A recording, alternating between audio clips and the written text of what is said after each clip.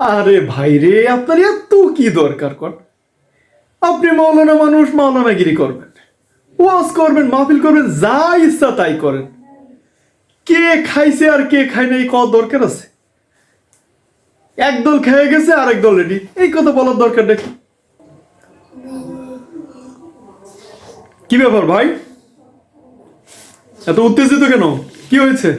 কি আর হবে? আরে ওই যে আজহারি সাহেব আছে না মাওলানা, উনি ওয়াজ করতেছে, ভালো কথা।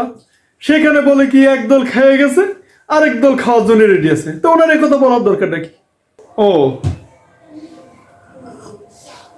তা উনি তো কোনো দলের নাম তো কয় নাই, উনি তো সবার উদ্দেশ্যেই কইছে। তা আপনার সমস্যা কি? এই যে, আপনি জানেন না না? আরে এই সব কথা কি বলা লাগে ফুটে? এই কারা চাঁদাবাজি করতেছে, কারা টেম্পু স্ট্যান্ড দখল করতেছে, কারা হাইজ্যাক করতেছে, দুনিয়ার আকাম কারা করতেছে, এই মুহূর্তে কি লোক জানে না? এই কি দলের কথা কওয়া লাগবে ফুটে?